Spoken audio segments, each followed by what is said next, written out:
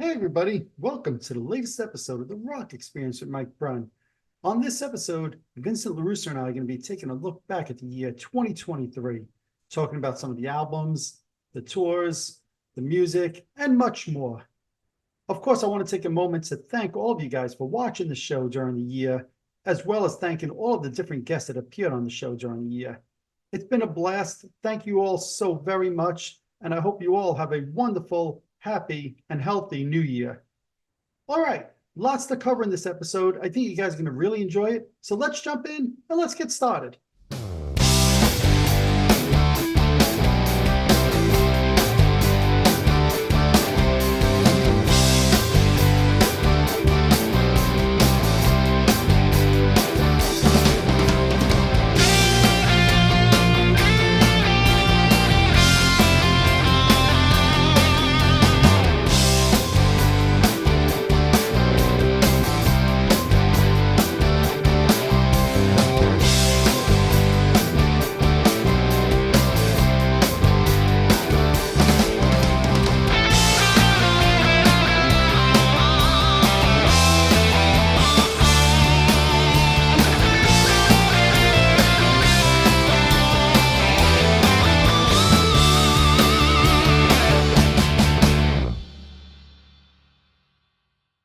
Hey, everybody, welcome to the latest episode of the Rock Experience with Mike Brunn. Today, we're closing out 2023 with my buddy, my comrade, my partner in crime. I know you like that one. Yeah. The chemist, Mr. Vincent LaRusso. How you doing, Hello. buddy? All right. Not bad. Doing Very good. well. Very good. Yes. Obviously, it is the merry holiday season, and Mm-hmm. the year end is upon us. And we thought, what a good time to kind of get on and look back at the year 2023. What a Mm. joyous year this has been. Yeah. I Has it been? was gonna say, you seem so enthused. You're like, yeah. Just for the record, you messaged me and said we should do this. Right? So for all Yeah. those people watching right now, say Vince seems really enthused about this. Mike must have dragged him Well, on. well, no, I was just because this has been a joyous year, and then I just said, has it been? You know, for myself, it's kind of mixed, and some of it being personal, as you're well aware of. Yes. But yeah, for the most part, it's been a very joyous year. Yes, yes. I think Yeah. both of us had in our personal life things going on, which is why I'll say on the podcast side, for me, there's been certainly a few less episodes in the second half of the year. Certainly a lot less guests besides yourself. I don't consider you a guest. You're a friend. You're a Thank you. comrade. You know, I'm a regular. you're a I'm a regular. regular. That's right. That's right. But Yeah. I am working on new guests for next year, so things are going to change in that front. But when I said it was a joyous year, I am talking about on the music front, Mm. not taking away, some of the personal things that have been going on in your life and mine as well. Correct.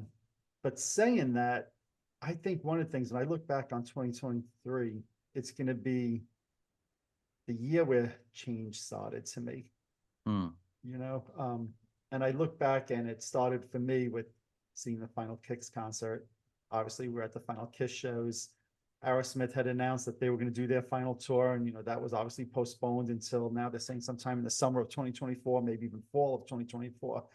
But to me, it signaled the start of the end of the music of our era. Mm. I don't Mm. know if that, maybe next year I'll look back and say, boy, I was wrong about that. But that's one of the things I think of with 2023, because I do believe, based on, here's the shameless plug Vincent's given us again. uh, Costco, if you're watching, please. yes. I More, do believe, well, go ahead. What do you want to more say? than more than a guitar endorsement, That's Kirkland, right. vitamin water, please. All right. Man, now if only I Yep. could get some cash for that endorsement. Mm. Mm. But no, I do believe that we really did see the Final Kiss show. I do believe I really did see the Final Kicks show, and I do believe this is going to probably be the final Aerosmith tour. But we've spoke about the Kiss show in a little bit. But as the year ends, do you think that that's the end of those bands, and do you think this is the start of the end of that era for us? I do. I do. I mean, we're not getting any younger. The bands aren't getting any younger, and I think for the most part, bands going to want to perform at a certain high level. And then when you fuse, some personal stuff that certain band members are going through for some of these bands that you mentioned, it becomes more difficult to do the touring and the grueling of all that. And yeah, I think, it's true. We're facing the reality of the bands, especially during the 80s, that we admired and loved. They're all getting up there. It's a little bittersweet, and in some ways, it's a little sad in some ways. Yep. But I think the important thing is if you have the opportunity to see these bands, before they stop touring, you should, and as long as you could afford to do so, go give it that last shot Yeah, and and go I'm see glad them. you're saying that because one of the things that'll nag me about 2023 is I had tickets to see Aerosmith at Madison Square Garden in January of 24. And in September they were playing, I think it was Brooklyn or it was someplace right around the border of where I live, Brooklyn, Long Island. I think it was Long Island actually. But anyway, it was like 20 minutes, half hour from my house. And it was the night before I was going on a business trip. And I was like, do I want to go? I got tickets in January. Nah, I'll pass on that show. And that turns out to be, as of right now, the last show they've done. The following days when they canceled, the rest of their tour, or postponed, I should say, not canceled, postponed their tour. Mm, And I've kicked myself dozens of times since then, saying, "Damn, I let that business trip get in the way. That was the next day. I shouldn't have let that stop me." Exactly like you said, go see these bands when you had the chance. And I'm like, well, I have tickets in January, so and it's at the Garden, so that's good. But I'm like, God damn, I should have gone to that show. So that's a regret of mine for 2023. Hopefully the band gets back on the road in 24, and I could look back and say, all right, I didn't go to that show, but I saw the Garden show in mm, the fall or whatever. But I think that's some yeah, good advice you're giving to the listeners and watchers of the show. yeah, yeah, absolutely, absolutely. Yeah. Now, what's funny to me is that also, I said it's a year of transition, like with some of these bands retiring, but then you had a band like Motley Crue kind of coming out of retirement a couple of years ago. And this year was the first year they were playing shows without Mick Mars, right? So I think it was February of this year in Atlantic City. I saw Motley Crue with John Five for the first time. And it's just amazing to me the amount of negative reaction from fans, not about John. John, everybody's been cool about John Five, but just about Motley Crue. I cannot make a post on my Facebook page about Motley Crue without seeing hundreds and hundreds of comments really negative and nasty towards Motley Crue. It's unlike anything I see with any other band. For crying out loud, I could post things about, U2 or even Nirvana, and people don't react as harsh as they do. When I post something about Motley Crue, it's amazing to see that transition since they've come back, and especially now that Mick Mars isn't there, starting in 2023, the negative feedback from so many fans, even though Motley Crue is still playing stadiums, so somebody's still going to see them, but the feedback on the page is just astronomically negative. Mm. Yeah, and I wonder if some of that is the the fans become protective of their bands. I think knowing that Mick Mars, given his condition and having to tour and go through all that, you sympathize with the guy, and it just sounds like the whole way it was handled, outsider looking in, and then you hear the reports of oh, they're not even playing the instruments on stage, the bass is all and Nikki Sixx is getting abused all over the place. It sounds like a lot of it is true, unfortunately. Mm-hmm. I don't know for fact. I'm just going based on all the evidence that you see and the Yep. videos that they post, and then Motley Crue's been the punching bag because Vince Neil's been a punching bag because the way he looks. And let's also face facts that they made a huge deal about, they Yes. were done. Contracts were signed. They made a whole thing. Yes. So fans who may have, paid a lot of money to say, all right, this is it, and then they feel betrayed. Like, you said this and now you're out there going and playing again. You could look at that two ways. You could look at it if you're really a fan, you're getting opportunity to see the band again. I And always say they're that far from the first band to ever, go exactly. back on a farewell tour. And I always say, no matter what, unless it's hurting somebody, bands have the right to do whatever they want. If they decide it's time to retire, maybe they're all going through a personal issue. Maybe two guys go through a personal issue. And in their life and in their mind, in their state, I can't imagine, as luxurious as going on planes and doing this and doing that. And maybe they just don't have it in their heart to do it. Then when the dust settles, if you're going through a personal thing, and I'm just speculating, I'm not saying this happened with Right, Motley of Crue. course. All of a sudden you're home what the hell do I do with my life? You know, I could enjoy all the money I have in my big house, but it's in your DNA to go play and play music. Then you start getting the itch again to go out and tour and do whatever, and the admiration. I mean, you know, never not knowing what it's like to have, you know, thousands of fans in an arena or whatever it is, and that adulation of that.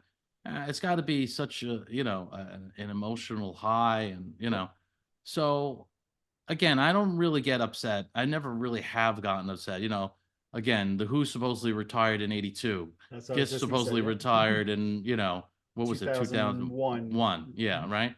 So I think the Who was maybe the first band, you know, that really that I can remember when you heard like the final tour Right. and they, you know, there was a whole sponsorship and all this stuff. And look at it, they're still playing. How many years later?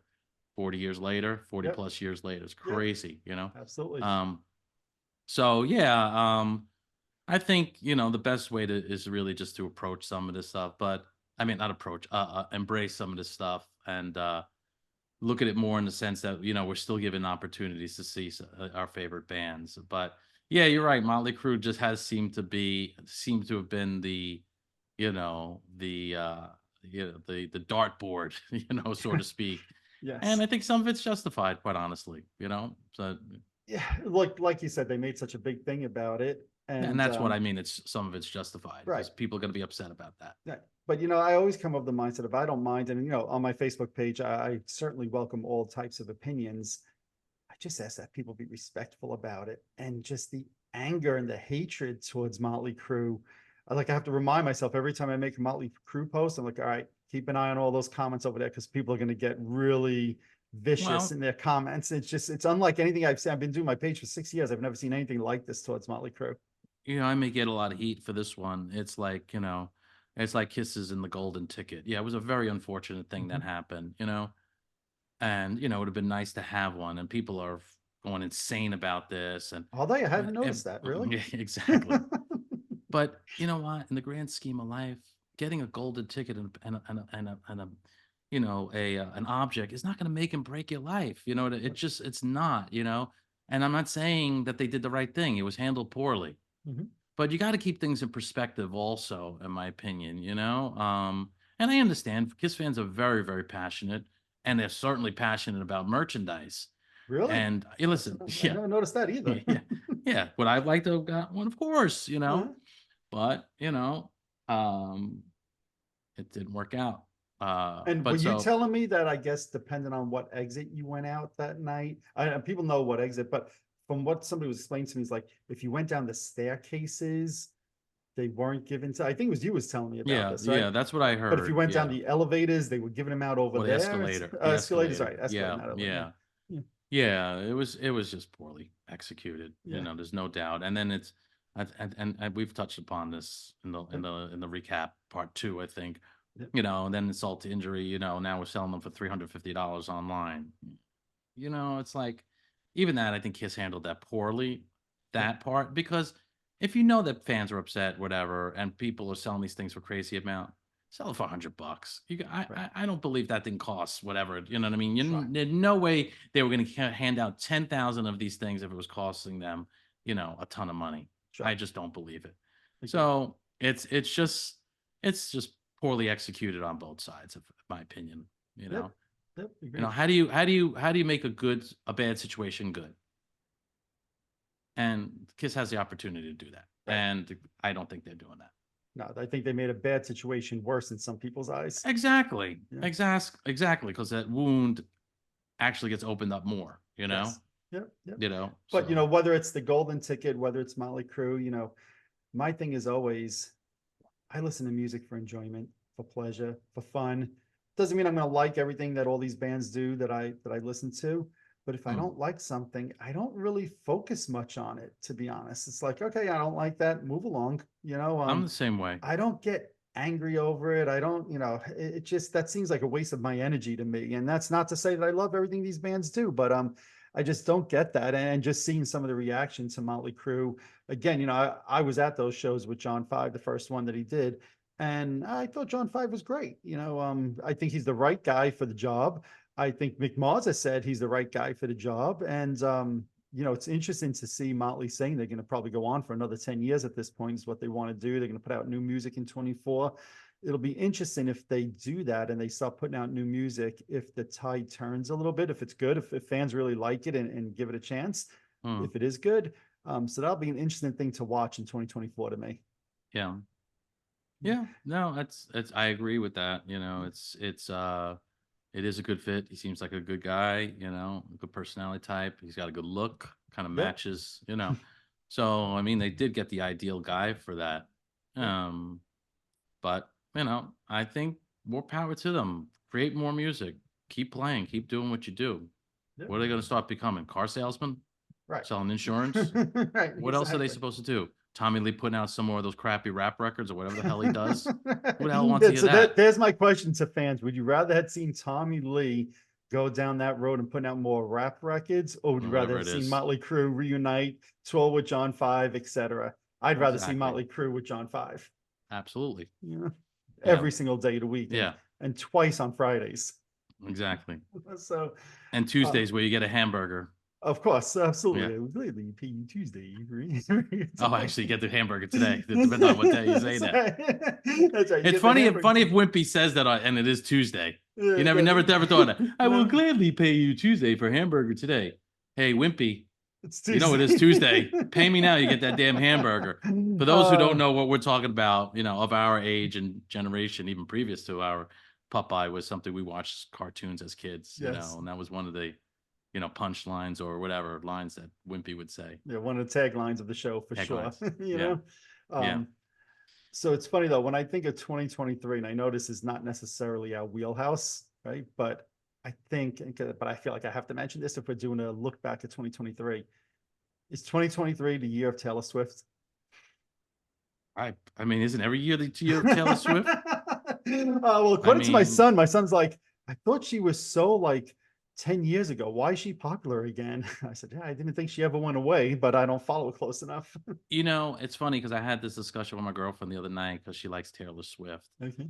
And, she got a vinyl, for Christmas from her daughter. Okay. And it was on, we were in the store and it was on the radio and I'm just listening to it. And I said, I just don't get it. I don't understand it other than she's like beautiful. She's like this, if somebody had to draw up a beautiful, like a Disney character, she's got all right. So I could understand that appeal. And it seems like she's got a lot of female fans, right? Yep. From what I understand. And they're catchy songs, but it's like, to me, when I hear them, it's like the Cookie Milk type of thing, it's like I could hear the chords coming and it doesn't. Now I'm basing this on a very, very like haphazardly hearing things along the way. I've never put on a full record. There might be a song or two on there that might blow me away. I just don't know. But everything I've heard thus far sounds exactly what I expect it to be. Sounds like the haters gonna hate. Yeah, well, is that actually a song? Yeah, it is one of the lyrics of one of the songs. Yeah. Right, Shake It Off, I think it is. Yeah. Yeah. So then she said, well, I like her lyrics. I said, okay, well, maybe there is something there. I don't know, Now, this is one person's opinion. Right. Yeah, I mean, I was actually surprised because I was like, what was she like 23, 24? Meanwhile, she's been around. She's like 34. She's in her 30s, right? Yeah, right. But God bless her. I mean, it's nice that you can still have, even though they're not for me, there's musical icons and it's just very different now. And I'm very, very biased, as you know. You have posted, I've seen on your Rock Experience page. You look at the Billboard charts in 1984, and and you look at it, it's like doing that. 20 fucking sorry for my language, 20 like incredible songs, like. And we've said this before. If I've said this, we didn't know how great we had it. We knew we had great music as kids, as teenagers, but I just feel. I had this discussion with a friend the other night. I said, I don't think music's ever gonna get to a point where it was at one time. And I have so many. That's a whole other podcast of mine, and a lot of it's technical, with electronics and people just, when I hate to say it, mediocre talent being able to create things that sound much more than their real talent, right? Because the software and these things do the work for them. No, I will say And I know how I went on this whole thing. You just say the year of Taylor Swift, but no, look, that's yeah. fine. And I don't think that you mean to say, and maybe you do, that Taylor Swift is a mediocre talent. Because No, I'm not at all. I would fight that actually. She might not be the talent that you enjoy or viewers of the show enjoy, but I can't say she's a mediocre talent. Okay, I'm gonna say she is a product of the industry, because understand that even no matter how popular you get, how big you get, when you're putting records out, and this is big since the beginning of time, the company or whatever is going to expect a certain thing, and you're going to go through the machinery, right? You're going to have the producers, you're going to be in the Nashville studio, you're going to have the cookie cutter certain things that just because it works, right? So I think it's a combination of factors. Yes, she has talent. She obviously can sing, she can dance, she could look good, she could do these things. I think one of the most underrated talents out there that doesn't get talked about as much as Pink, someone like Pink, because not only is she a great songwriter for that genre of music, but if you ever watch what she does live, makes Paul Stanley, what he does, that zip line, look like fucking amateur hour. I've got tickets to see her in 24, so I'm looking forward to that. Yeah. So and I like her music, but for some reason her music resonates a lot more than Taylor Swift for me. I like pop. I've always liked pop. I mean, I remember, we joked about, there was a period of time, between you and I reconnecting as kids, as friends, and you were listening to like, Ozzy and all that stuff. And I quite hadn't got, and I'm listening to Let's Hear It for the Boy, and Footloose. And I was so into and I had those 45s but you know what? Pop music is pop music, and I love a good pop song. You were telling me about I had that 45. I had that 45. M, right? Not the only, band was M? Yeah, yeah. Not only did I have that 45, but in, I believe it's 1979 or 78. There's one that nobody knows but us. Yeah. But at the end of during right before the holiday, I think it was in Miss Benson's class, class, or Miss Kreiselman's class. We all got to bring in a record, and that was the record I brought in. Really? Was pop music. Yeah. That's funny. Yeah, so I kind of remember whenever that record came out, it was that year. It was either 78 or 79. Sire Records, yellow label, same label that Madonna was on for all those years. I don't know if she's still on that label. Probably has changed, got her own label, but she was originally on Sire label, which, will lead me to talk about Madonna. You said you saw her recently, and I was always a huge fan. I was always a huge fan.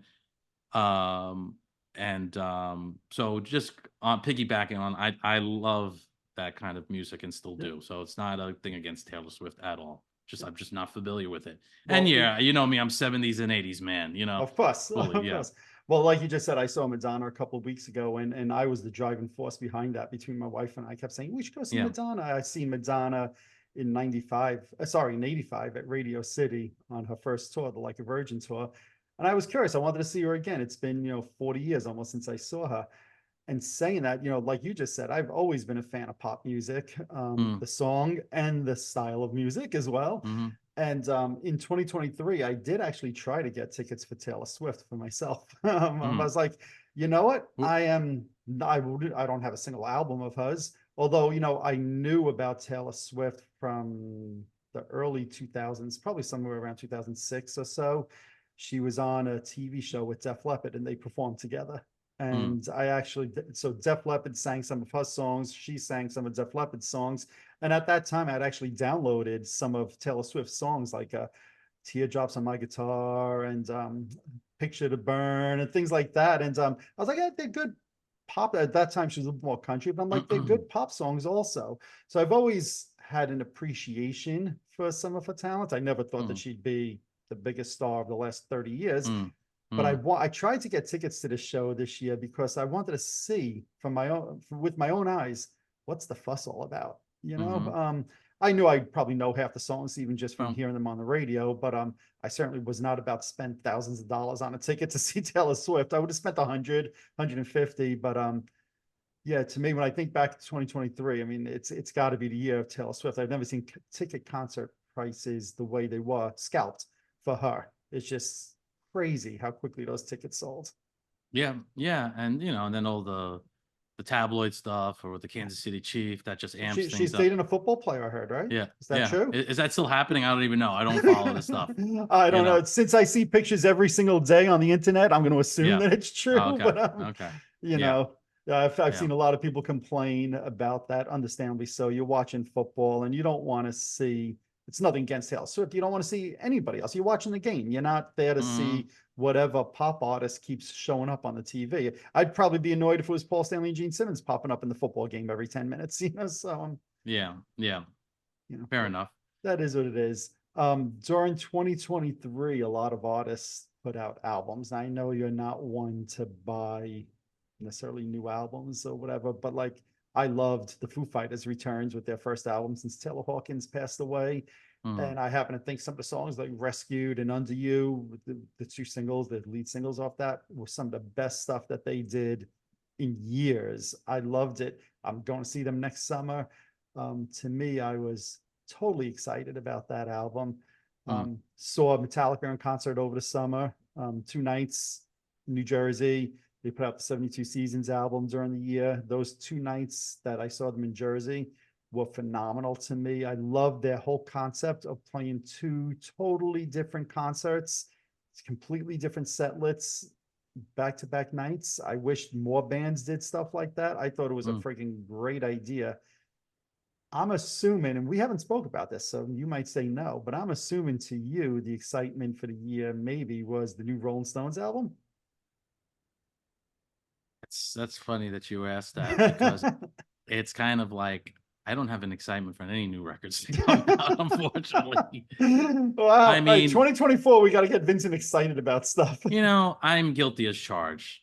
I'm like a fucking curmudgeon, I fully admit I'm a musical curmudgeon in the sense that it's been probably a long time since I've rock and rolled now. It's been a long time that I've really was, anxiously awaiting new records and you don't even buy them anymore. Well, I do because I was buying vinyl for the longest time.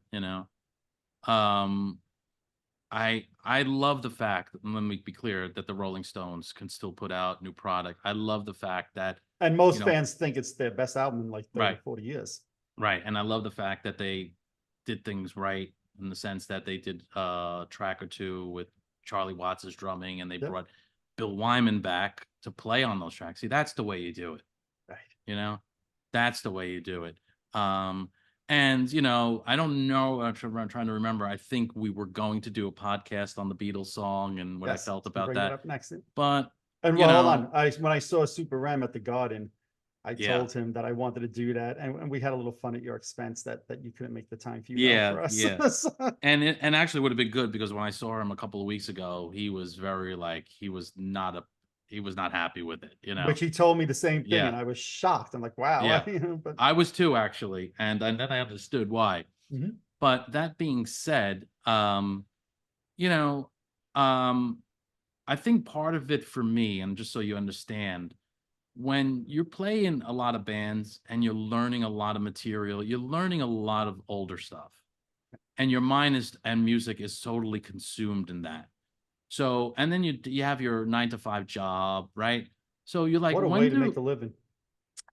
well, you know what? Dolly Parton said it best, Yes. right? Speaking of Dolly Parton, she put out her album this year, Yes, Rockstar. right. Which I understand that she did that because she got in the Rock and Roll Hall of Fame, and she's like, Yep.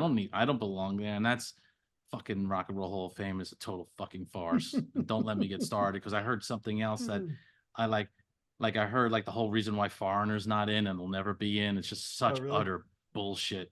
Okay, no, I Such didn't hear that. utter bullshit. Well, it was an older interview, not that old. It was with Lou Graham, and he was explaining how that whole thing went down. And people who run that fucking organization. Yes, I'm using the F word. I don't care for this because it's a fucking farce that a band like Foreigner is not in the Rock and Roll Hall of Fame or Boston or REO Speedwagon, but Sheryl Crow is. And not to say anything against Sheryl Crow, she's been successful, but quite honestly, to me, levels and influence, I'm going to be very biased on this 70s man. You know what I mean? But I can name more bands that are not in.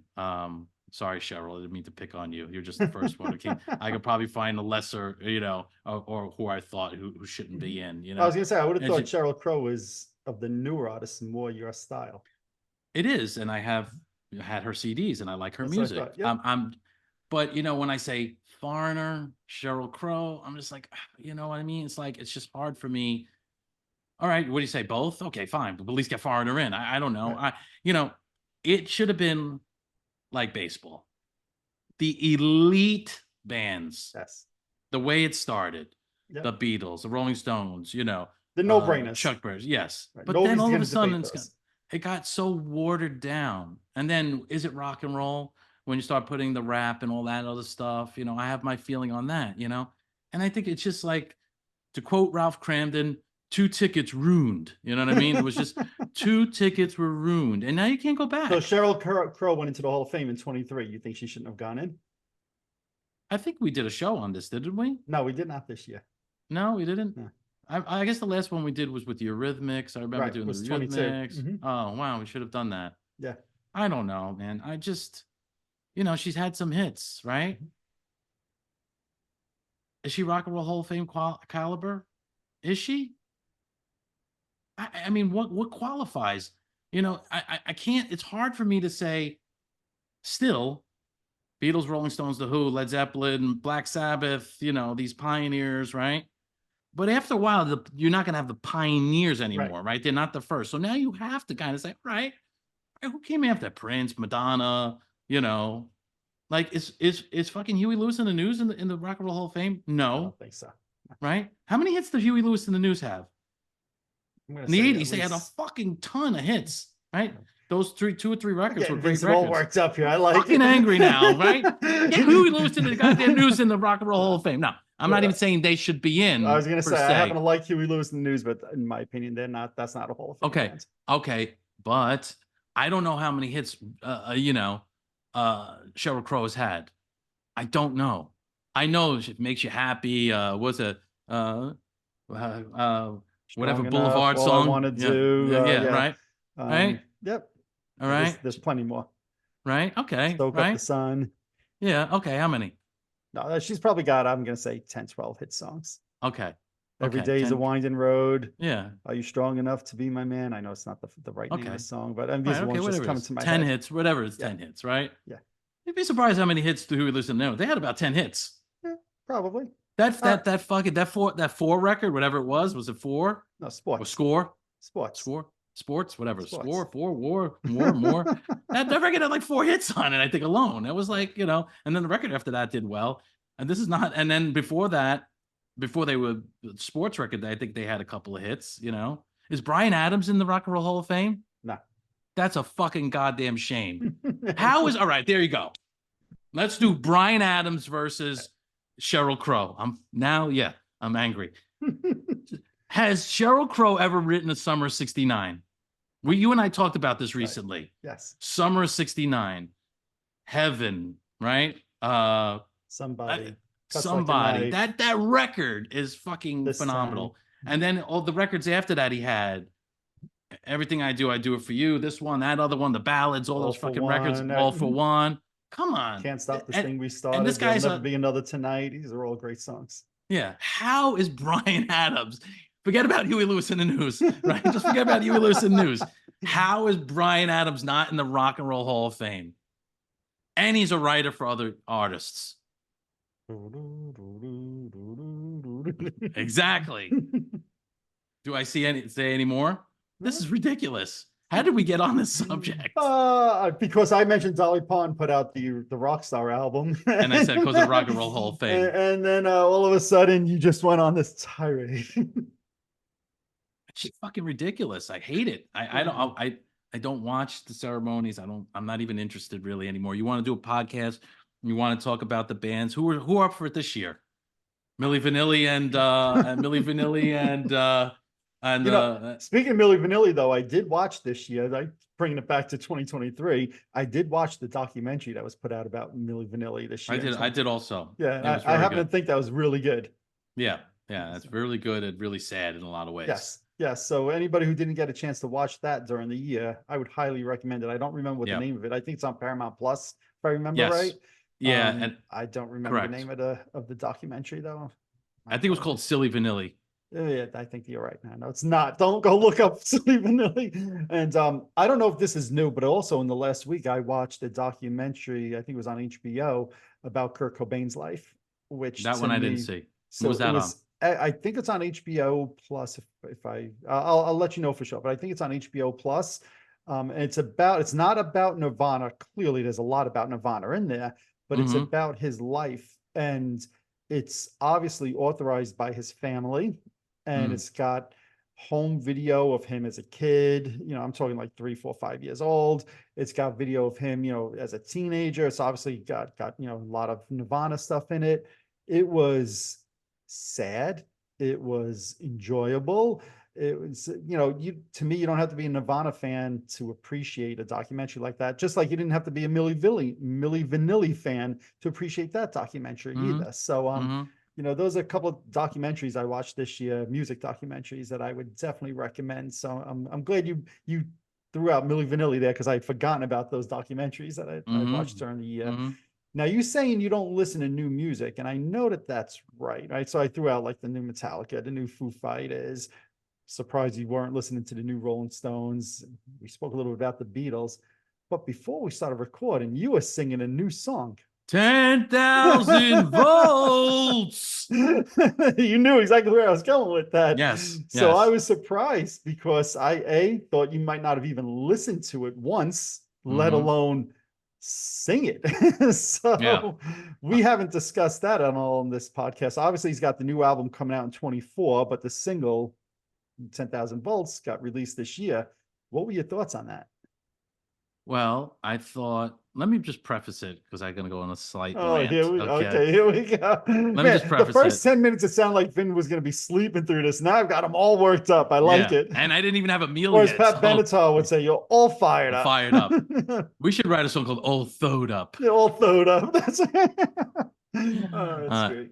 so, nah, this is very brief. What I'm going to say, I had a conversation with you on the phone, I think yesterday or the day before. Just in some ways, we're always going to defend Kiss and we love Kiss, but I feel like Ace has somewhat become unlikable in some ways. You know what I mean? So all I was going to say was I just once again I just really don't want to hear about Gene and Paul, Ace and this and that, and they haven't put out a record in 10 years. So reason why I'm saying this is like it's almost like what I'm going to say about the song, I hesitate to say because I just don't like still hearing this garbage in the background still to Okay. this day. That being said, I think it's one of the better songs that he's put out in the last, and I don't think it's any surprise or any shock that because he worked with Steve Brown Yep. on this record, that, and I'm not discrediting Ace writing. I think I actually saw an interview where he said that the verses, so the music was Steve Brown brought this in and he wrote the bridge. I think I heard that, but I think it's very well done. I think his vocals sound great. He said, I saw an interview, they used no auto tune or pitch correcting. I don't know about that. I'll take him for his word, but in this day and age with everything, every record, every live performance, you know what people should do? What should they do? Tell us, Vincent. What Here's should an they exercise. do? Okay. Here's an exercise. You like new music, go watch any new performance of any artist and try to listen for a bad note. You're not gonna find one. Right. Every band, and I saw some of the clips from Madonna's concert, and clearly the way she's dancing, the way I hear her pitch, there's no way on earth she's not getting aid. I don't believe for 1 second. I can tell you what I think's happened since I was at the show. So I'll Okay. divert us here for a second. Okay. There is a back-end track that she Mhm. sings along with, but it is so. I mean, the one thing that disappointed me about the concert, there was no live band. When I've seen her in the past, there was a live band. There was Mhm. no, so all the music was pre-recorded, right? Mhm. To give it almost like a club feel is what she was going after. And on that track, there is a guide vocal, because I've seen videos where you could hear her voice in the background. But beyond a shadow of a doubt, she was singing live every single song. There was one song she messed up the lyric in the middle. Mm-hmm. There was one song she got back to the microphone late. There was no vocal, and she started. When she got to the mic, the vocals started to catch up. So she was, and there's definitely 100% singing live, but there's definitely a guide track Yeah. underneath it because there's and some of the higher notes in the choruses were clearly tracked. So like the song like Everybody in the chorus, when she said that she wasn't singing that, you could tell that was pre-recorded, but certainly all the verses and all she was singing. When she did Live to Tell and she's flying over the crowd, she was singing that. You could just hear her voice. You could tell it was live. So anyway, that's my 30 seconds on Madonna's vocals, live or not. Well, what I was going to say is I think for the most part, bands are just, are piping in, they're either putting a vocal track or whatever, backing vocals, and or it's going through a process where if there's any deviation, it's kind of I have auto tune, but it's not even recorded anymore. Live, even live, so many bands now are using tracks, even if it's not 100%, they're using tracks to support, whether there's a guitar track, whether there's background vocals. I think in 2023, and it started before that, but especially in 2023, it just came so in your face that I feel like almost every band is doing that these days. Oh yeah. I mean, you understand what auto tune does, right? You Yeah, understand of course. what okay, right. Other than have you ever visually see what it does? No, not visually. Okay, so just pretend like it's got like a VU meter type of thing, and when you're in the center, you're on the note, and as the person singing, it's going this way, flat or sharp. It kind of just puts it, and then you have to kind of dial it in, to kind of make sure it doesn't sound artificial, robotic, and it doesn't have that T-Pain effect, it's got that very, or how the person who popularized autotune was share with or the producer would believe, that was where it all started. Really? There's really an interesting, of how the software company and Taris, I think that's how they came up with the software, how it was used on that song. And, what was that song? 98 or something like that? 99, 2000? Yeah, I thought it was maybe a little bit before that, but you're probably right. Could be 90s. I don't remember, but I would have said 90s. I would have thought early mid 90s, but right. I'm not up on my shared discography enough.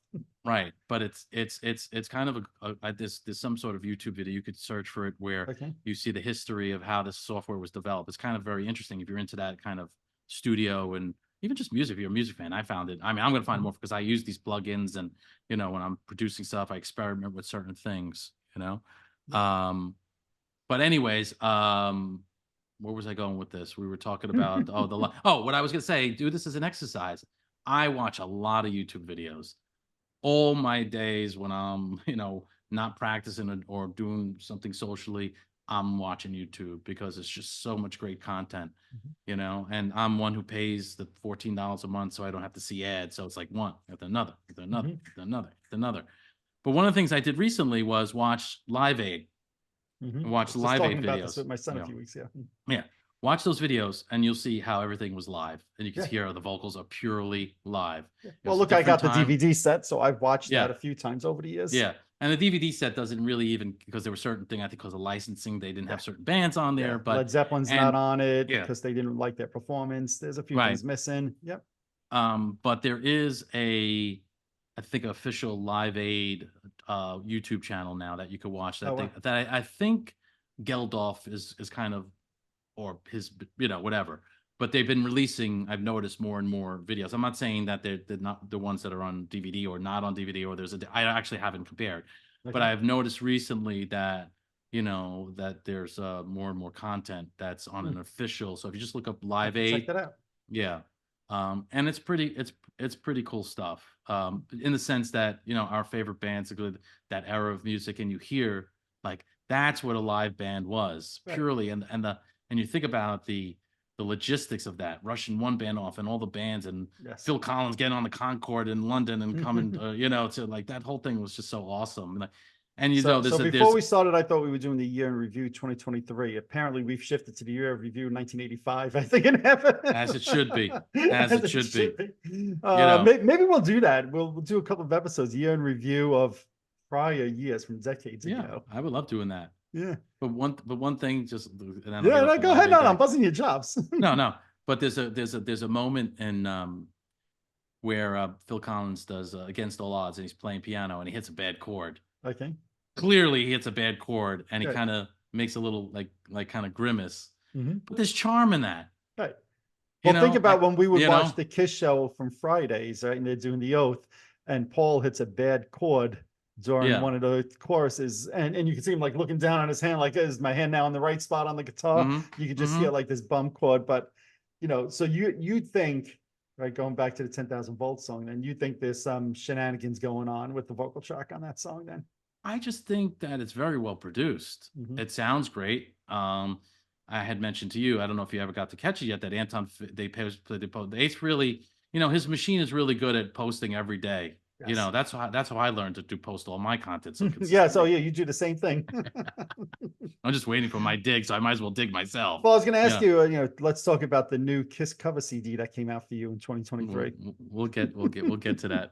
We'll get to that. We're Look, having I some got them all flustered. I like it. we're having some licensing issues. Oh, is that what it is? Okay. Yeah, well, no, it's more than that, but I will quickly touch upon that if I may be allowed to at some point Yes. during this conversation. But yes, I think it's you know, it kind of sticks out to me, the track, it's very well done, and it makes me also realize, yeah, maybe in the last 10 plus years, Kiss should have put something else out. It'd have been nice to have gotten another record or whatever. And Well, you mentioned that Ace is working with Steve Brown, and I'll mhm. say something that I know you will not agree with, but and most people listening and watching won't. I happen to think the debut Trickster album is one of the top 15 debut albums of all time. I Yeah, love that album. I wouldn't know that because I'm not as Yeah. intimate in knowing the record at I all. love that album. He did Tokyo Motor Fist a couple of years ago, a band, and put out 2 albums. If you haven't heard those, go take a listen. They're very, I'll say, Def Leppard-ish, Mhm. but they're good, catchy, good hooks. So I've always been a fan of Steve's writing. So when I heard he was writing with Ace, I'm like, well, that's kind of cool to me because I think Steve brings a lot to the table.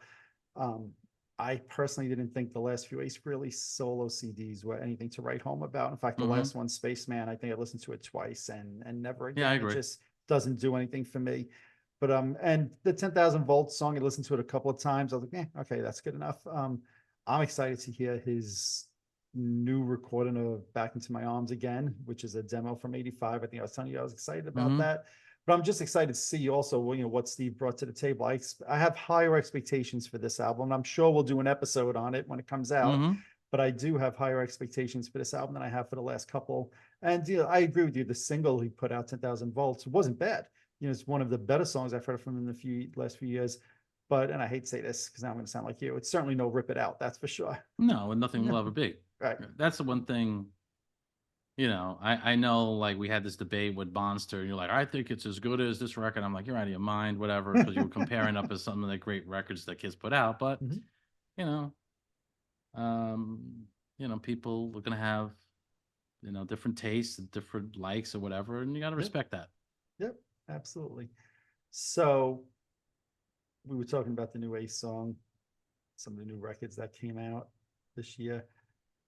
I also just wanted to mention, I don't know if you saw this, that I'll say Heart reunited. I'll use the word reunited in the last couple of days. They're doing some shows finally for the first time in 4 years. Did you see that? I didn't know there was any issue. Was there a problem? Well, the sisters had arguments about 7, 8 years ago, and it's been touch and go since then. They haven't performed together in over 4 years. They were both doing their own things. I know, I forget if Nancy joined Dan or Ann joined Nancy at one of their solo shows like 2 months ago, and now they're doing, I think, 3 shows in California with New Year's Eve, being, I guess, the big one. But they put a couple of shows on the calendar for next year already. So to me, that's an exciting way to end the year. I've never seen Heart in Mm-hmm. concert. They're one of my bucket Mm-hmm. list bands. A few times said I was going in the last like 10, 15 years, and then for whatever reason never did. So that's something I'm looking forward to in 2024. It's a good way to end 2023. When I saw, and I Mm-hmm. saw some of the videos, And, Anne's voice, unfortunately, is not, I saw Barracuda, and it's just, she still sounds good, but she couldn't hit some of those high notes anymore. I'm like, I missed the boat seeing her live like that, but Mm, all right, that is what it is. That's something that kind of, and close in 2023 with some shows, and something I'm looking forward to in 2024. okay. But So, also, big comeback this year was AC/DC playing live for the first time, since Brian Johnson had to leave the band because of his hearing issues. Um, they're another band bucket list for me. I'm hoping in 2024 to get to see. I've never seen them in concert either. I know that's probably egregious to some people, but yeah, that's something else that kind of popped up during 2023 that I don't think you were ever the biggest AC/DC fan, right? no, I wouldn't say I was a huge fan. I Right. have a bunch of their records, Do you? you Okay. know, it's they're undeniably, some great records there, especially the records that Mutt Lange produced, Yep. you know. Um, and I just think they're great. I've had more of appreciation more so recently, and that's more because of my own guitar journey and my my bandmate and guitar mentors pointed out some of his solos and listened to certain things about Mm-hmm. Angus Young's playing. That yeah, he's not an Eddie Van Halen type, but he does this other thing that really well, Mm-hmm. you know. Right. So I think he's very underrated in that sense, Yep. and you can't deny the riffs and the grooves and the great melodies of those songs. They're and And it they still started with have to the me one of the funniest songs in Big Balls. of course, I think it's of course, hilarious. yeah, it's a great play on words Yes, song. I exactly. remember when I first heard it and didn't really, how could they sing this? This is Right. incredible, right? And then I'm like, oh, the ballrooms, okay, Yeah, yeah. I think it's not about, hilarious. I love it. yeah, it's great, Yep. you know. Yep. So, Yep. but yeah, no, that's great. And then on piggybacking on what we were saying before, see these bands if you can. I've never seen Yes. AC/DC either, Yes. So, Okay. So maybe if I go, I'll give you a buzz. mm, And then you'll tell me, no, I have to drive 17 miles. I don't want to do it. I'm kidding. yeah, I'm yeah. kidding. I'm totally Oh, kidding. only if it's a nothing but the hits tour. Yeah, I don't want no freaking repeat of the Who. No, actually, their set list that they did, I think they played in California at a festival, and it was like 25 songs, and it was nothing but that. It was a great set list. There was a couple of deep Mm, cuts in there, but it was a freaking great set mm, list. And I saw that. I'm like, yeah, wow, that's great. yeah. So speaking of AC/DC, it's kind of a good segue. Of course, during 2023, unfortunately, we lost some musicians, one of them being the original drummer of AC/DC, Colin Burgess, passed away, I guess, a few months ago. But, the year started with losing Jeff Beck, Tina Turner. I mean, two huge icons right off the top. I know Denny Lane passed away from Wings a few months ago, I think at this point. In the Kiss world, we lost John Regan, obviously not in Kiss himself, but part of Frehley's Comet for so many years. Mm-hmm. It's kind of just another reminder when you're talking about, go see these bands, whether it's Sinead O'Connor, Tony Bennett also passed away this past year. I'd be remiss if I didn't mention, although it has nothing to do with music, Matthew Perry. To me, that was, the guy was our age, and Mm-hmm. you never know what tomorrow is going to bring. And when you say, go see these bands and enjoy what you could, I just think of some of these artists that we lost this year, and Jeff Beck, what a huge influence he was on so many guitarists, and it kind of goes to where I started this with, so many bands starting to talk about retiring and all of that, and other artists just not necessarily retiring, just passing Mm-hmm. away and not having a chance. It's a big eye opener to me that, in the next 10 years, I met Ozzy earlier this year also, and clearly he's, getting up there in age. And he said to my son, actually, his biggest wish right now is to just play one more show. I just want Mm-hmm. one. I know we did an episode on this and we spoke about that. And it's kind of sad to see these artists either passing away or, talking about retirement, and hearing Ozzy say to my son and I just want one more show. Just one more. That's it. Mm-hmm. And I'm sure if he Mm-hmm. has one more, he'll say, I just want one more now. Yeah, of It's like it's course. in their blood. And Ozzy's put out some music in the last few years, but you know, it's kind of sad to think in 2034, pretty much all these artists are, 2034? yeah, Oh, yeah. 2034, Okay. these Fast artists are not forward. going to be around, Yes. you Yes. know? Yes. I see what you're saying. So to me, I look back at 2023 and I appreciate the concerts I was at, the albums that I've listened to, et cetera. And we spoke about, some of the albums that came out this year. That's going to change a lot in the next 10 years. Mm-hmm. Absolutely. Absolutely. So you asked me the other day, kind of looking forward then, if I had any concert tickets the next year. And I mentioned before, I'm going to see Pink. Um, I am excited to see Sammy Hagar next summer. He's doing like I don't want to say a Van Halen tribute, but he said that his tour is going to largely focus on Van Halen songs. Now, of course, there's so many people that debate the Dave and the Sammy thing, and that's not what this conversation's about today. But I'm excited for that. And I think even recently, Wolf was doing an interview, actually out here on Long Island, I think. And he was like, yeah, I fully support this. I fully bless this. This is going to be great. I'm like, oh, it'd be kind of cool if Wolf jumped on stage with them for a show or two and just kind of did a couple of songs. What are your thoughts on that whole tribute thing that's planned with Sammy next year? I think it's appropriate. He's a huge part of Van Halen or Van Hagar, whatever the hell you want to call it. You know, the fact of the matter is he joined Van Halen. The band was as successful, or maybe you could debate even more, when it comes to, record sales and touring and all that stuff.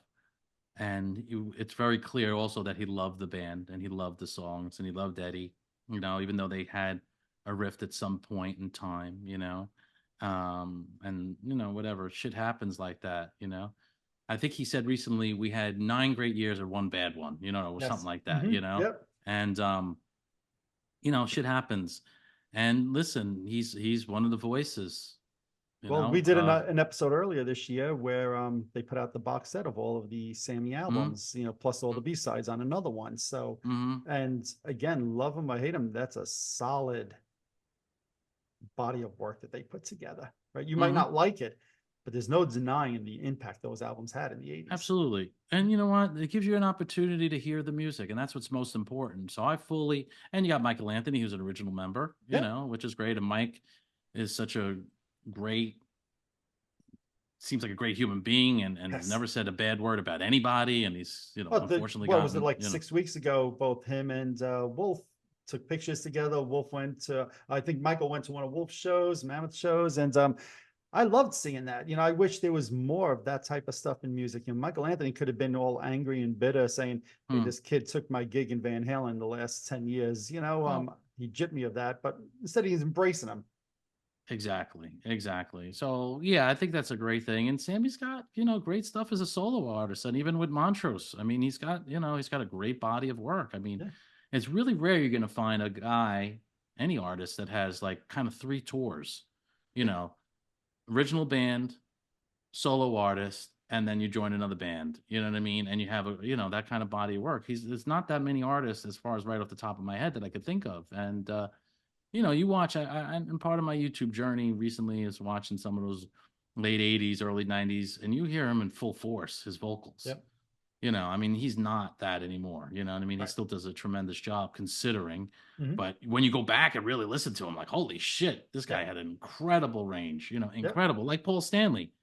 I think I had talked to you recently. I don't know if I said on the podcast, there's a YouTube video of like the 5 greatest moments of Paul Stanley vocal, and the 5 songs or 6 songs. Yep. And the guy's actually cool because he says the note he hits, Mm. like the lowest note to the highest note. And the one with the lowest note is like what he did in Phantom of the Opera, showing his range. It's a Huh. great video. So just do a search on it, or maybe you can Interesting. put in the link in the thing. But anyway, um, these guys were tremendous, vocalists. And it's kind of funny, as a vocalist myself, if I could grab it, I could actually grab something. I'm going to do this very quickly. All right. So this is what I started doing in the last day or so. So you see this device? No, it's not a kazoo. So I thought This it is was. not a kazoo. So Okay. what it is, this is called breather voice. And I'm not trying to plug this as a thing, but I'm talking about vocal. And what you do is, as a vocalist, you do twice a day, you do reps, 3 reps, 10 times each. You breathe in, breathe out, breathe in, breathe out. And you could dial in the resistance. And what it does is it makes your muscles, because everything's your muscles and breathing and Mhm. stuff like that, as a vocalist, holding notes, hitting notes. So even though at my age I do well and I play cover bands and I have to do everything from, you know, REO Speedwagon to Metallica to, Styx to Beastie Boys to, you know, uh, uh, Blondie. I'm doing all these ranges of vocals. I do realize at one point in time, it's not going to work as well. So I'm kind of trying to get a head start on this. And when they make devices like this, that actually kind of is like a workout for your vocals. So for any vocalists who are out there watching this, so far I really like it. There's an app that you've got on your phone. It gives you reminders. It tells you how to do it, and you have a few days off of doing it. But it just seems like a really good way to kind of just work your vocals. And so I'm so far so good. I'm very, very pleased with that. Interesting. Yeah. Well, so saying that, then looking back 2023 on a personal note for both of us, right? I'll talk for a moment. To me, it was exciting on my show. Some of the guests I had on this year, and I'm not talking about you, right? You're a friend. But earlier in the year, I had both Mike Tramp, Kip Winger on, which I know a lot of the women seem to love. They were both very popular interviews, and especially the Kip interview for me was exciting because a few people had told me beforehand he's a little dry, Mike, and he doesn't really love doing interviews. And I was like, all right, now I understand that going in. That's fine. Not everybody has to love that. I wouldn't probably love doing interviews every day. And throughout the interview with Kip, he was like, that's a good question. That's a really, nobody's ever asked me that before. That's a really insightful question. So I was kind of like, I felt like thoroughly thawed, I guess I'll say, during the interview. And then the feedback I got on that was incredible. So many people saying, hey, Mike, I think Kip really enjoyed that interview. That might've been one of his favorites. Those aren't my words. It's what some other people said to me. So, if you're watching this and you haven't checked that out, go check the Kip Winger interview out. It is one of the ones I love. But, look, this year I had Geezer Butler on the show. Does it get any better than Geezer Butler, for crying out loud? I mean, we were talking about Black Sabbath before, and if you would have told me 4 or 5 years ago, hey, Mike, one day you're going to interview Geezer Butler, I would have said, oh, you're out of your friggin' mind. No way. And then look, Jeff Pilson was great, from Dokken and Foreigner, you were talking before. Nita Strauss was really cool to me. She was so nice. Had Doc McGee on again. In fact, I got to go back. I want to rewatch my own Doc McGee interview. I usually don't watch my own interviews, but now that the final Kiss show is over, I kind of want to go back and listen to what Doc was talking about again, 7, 8 months ago, and how that compared to what actually happened. And if there was any hints in his interview that he gave me as to what that final show was going to be like, it would be interesting to me to kind of see.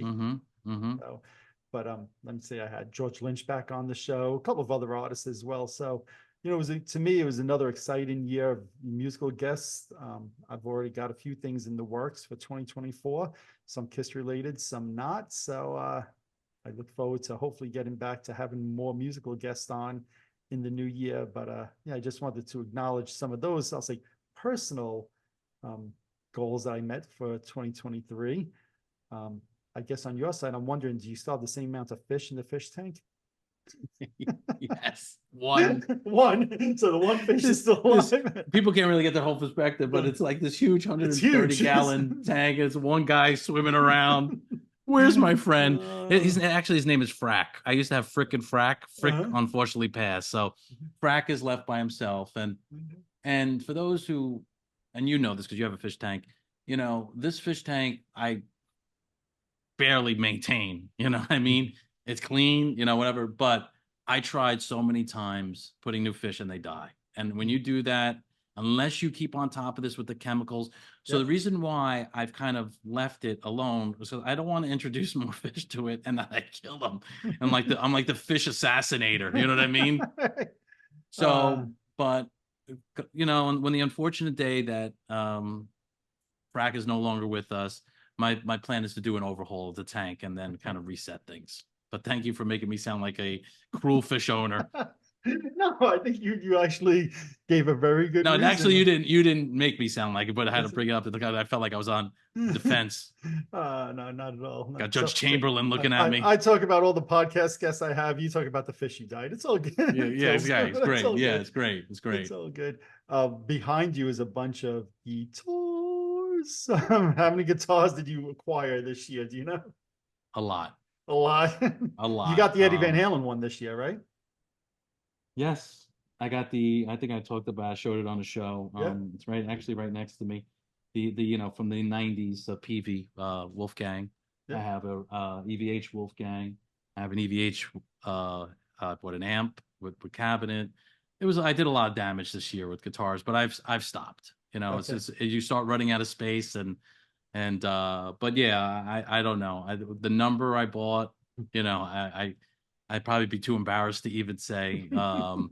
But yeah, I did acquire a lot of guitars, and I may have even on one of my shows. It's right there. It's a 1978, 79 Fender Stratocaster, which is Nice. one of my cherished guitars because I wanted to have a 70s, you know, vintage Fender. Yep. Yep. So, So but then, have you used hmm. any of these guitars on your Kiss recordings? Let's talk about that for a minute. So the ones I just mentioned, I don't believe so. Not definitely not the Stratocaster Okay. because it's a single coil. You know, I use the humbucking style guitars. Um, but um, but I have used it on other recordings. Okay. You know, I really try. I mean, when you see this and you're not even seeing the whole room, thank God. You know, You did show the room once on one of the I episodes, and did. it's I like did. an onslaught of guitars to Yeah. your right. Is that? Yeah, I think it's your right. Yes, everything here and Mhm. basses. But Mhm. I really do try, you know, I'll be practicing. I have a show tonight, but I really do try to look at them and say, which one haven't I played in a week or whatever? Because when you Mhm. have this many, you know, and I really try to put them through the rotation, and I'm always gonna have some of my favorites, but So I think we've um, established here that you take better care of your guitars than your fish. it's by far, Uh, yeah. Sorry, And I, actually, I couldn't resist that. this was one of my new acquisitions. I'll just roll it into the picture here. This Mhm. is a 1981 or 82 Fender amp, all tube. It's one of the last of its generation of what they before they were using circuit boards Uh-huh. and it was called point to point wiring. Okay. It's called the Fender Concert. It's kind of like not that many people know about this, but it's like a hidden jewel, Mm. and you could get them, you know, fairly inexpensive. But I highly recommend for the guitar fans out there who like Fender and like that clean, but it's also got a second channel with overdrive and it's just a great amp. So I kind of fell in love with this amp, kind of, and this is all courtesy of YouTube. It kind of like Right. the amp that nobody knows about that everyone should own. I'm like, what is this?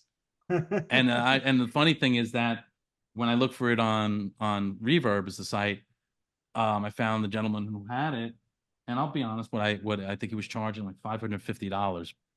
And trust me, by vintage, that's you gotta remember this amp was made in like 81. Mhm. It's over 40 years old. Right. Wow. And if this had said not Fender Concert, said deluxe or twin, it would cost 4 times that amount. You Right. know, it's kind of not known. But ironically, it said local pickup only in Long Island. Oh wow. So I was like, it felt like, oh Oh, wow, so this is you meant went to to pick be. up an amp and you didn't come visit me. Thanks. That is true. I did meet him. Where did I Thanks. meet him? He lived all the way out in Suffolk. Oh, even further then. So you No, drove no, past no, my because house. because he agreed to meet me like halfway. Oh, on the border of Nassau and Suffolk, right where I live. Perfect. Thank You're you. not getting out of this one. But anyways, Thanks. um, but Or as you he would was tell in me, thanks for the invite. yeah, exactly.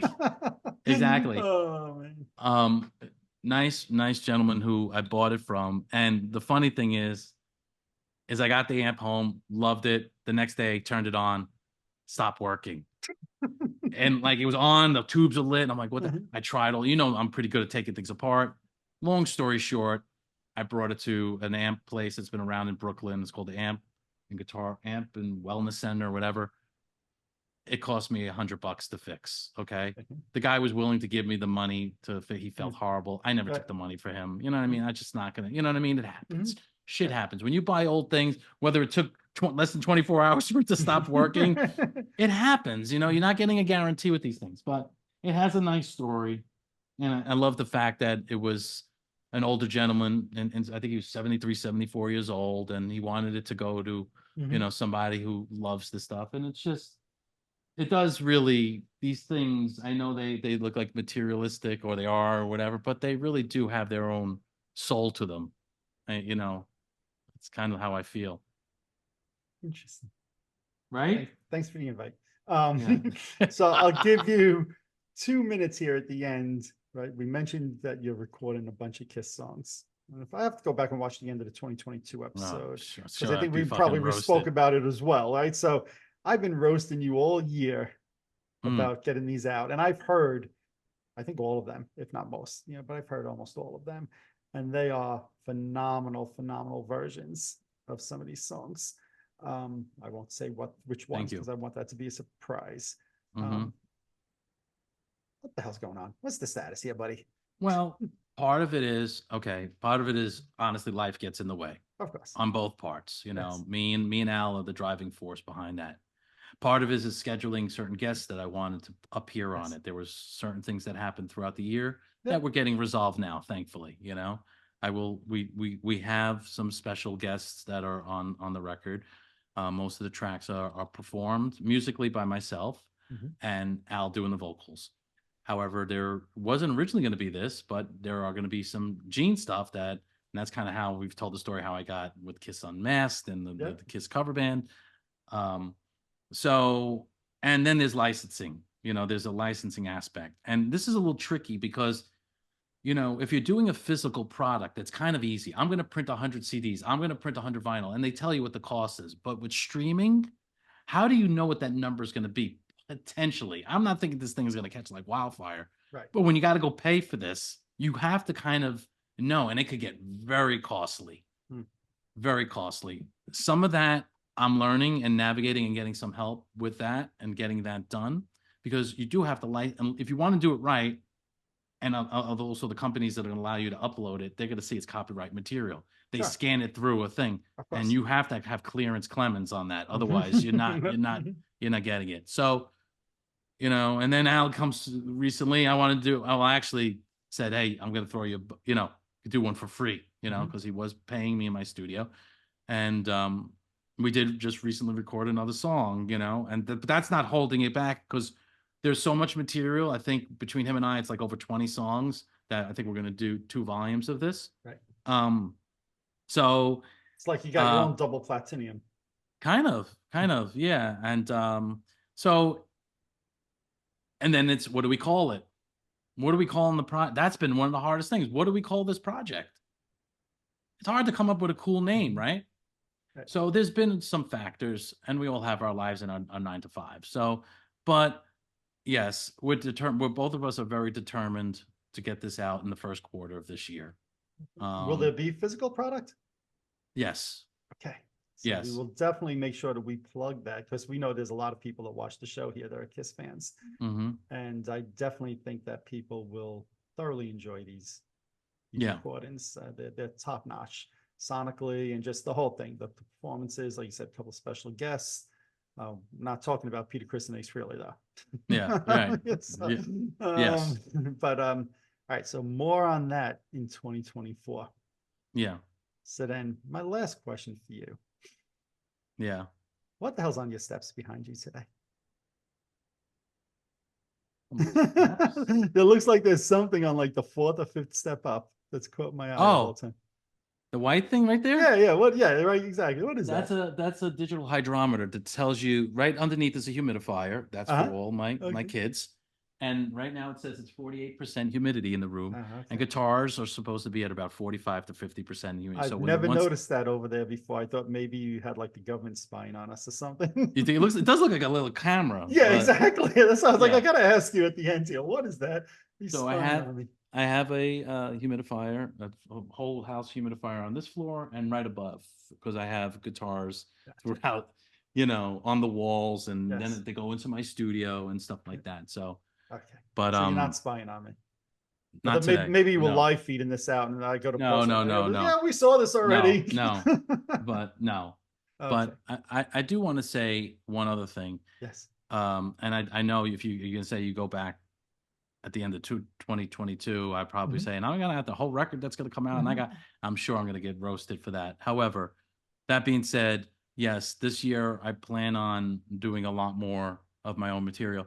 I think it's gonna be, what is it gonna be? 3 years since I put out Before the Storm? Has it been 3 years? I think so. Crazy. I recorded a whole record in 2022 that's done, 10 songs. Which, if anybody hasn't watched that video Before the Storm, right? I mean, you had some A-listers on that, right? So it was, look at that. I want to show this. Watch this. Wow. This is one of the best gifts I ever got in my life. Super Mario, who is one of the kindest Yes. One of the most sweetest human beings. And, Agreed. I saw him about a couple of weeks ago, and he gives me, this is a bag for you. I'm like, oh, you know what I mean? Mm-hmm. And we've have exchanged the last couple of years. So I didn't open it, I think, until Christmas Day or even that night, I think late. And I was like, oh yeah, he gave, and I opened it up, and I was like, oh, this is cool. Calendar, right? And then I put it for the side. I put it to the side. Uh-huh. Then like the next day, I open it up, and it's got like all the things that I'm involved in, all the months, pictures of me. He went Oh, cool. of shows I've played. I Wow. was so blown away. Pictures of That is him and very cool. I and my bands. I was so blown away That by is this awesome. gift. That is awesome. So, and what it also made me realize, like, I got to get my fucking shit together, man. Like, there's a Well, lot of things I'm involved in here, you you know, I know? always give you a hard time, and I know I could because we're friends for what, like 47 years now or something like that. Hmm. But I was starting to say that on your song Before the Storm, you have, Joel Hulkster, Matt Starr, Eric Levy, and you've got some A-listers there. Jeremy, Jeremy Jeremy, is on one of your other songs, right? on all the other Jeremy songs. Yeah. Asbrock, right? So you've done things with established people, and the songs that you put out at that time, they're not quote unquote hard rock or heavy metal type things. They're more like, I'll say, your Beatles influence and that type of Hmm. stuff. But it's all good stuff, and you've got I give you a hard time, Yeah. and 2023 is now over. I want to see that physical product, my friends.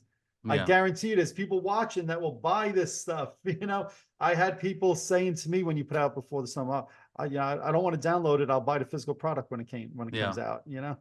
Yeah. And listen, I love what I did on that, but I will confidently say there's stuff I've done since then, especially the last record I did. Yep. I am working with Super Mario. We have close to, 10 songs that I've done with him. I've run so much. The Dexters, we have a record and that's finished, and we are definitely getting that out. We're actually doing, like, because I got Paul involved and he's pushing me, we're going to be doing like a CD release at one of our shows in Brooklyn that we're actually going to have physical product. This year, is going to be a really good year for me musically. I feel really confident about that. And I'm excited about it. So I thank you for always supporting and pushing me and nudging me and Well, poking I fun at me. push you and I give you a hard time in only the most well-intended ways. Of course, Right? of So course, of I course. look forward to us then doing an episode in 2024 talking about the Kiss release. We'll talk about your other releases, and you heard it here, people. It's going to be first quarter, so Yeah, I'm going to harass you. That'll be as you should. 2024, the year of harassment. I like that. I like that. That's good. So, anything else from 2023 that you could think of that we're not touching on? No, I think we kind of covered all the meat and potatoes. Anything else from 1985 that we haven't covered today? Man, I didn't know.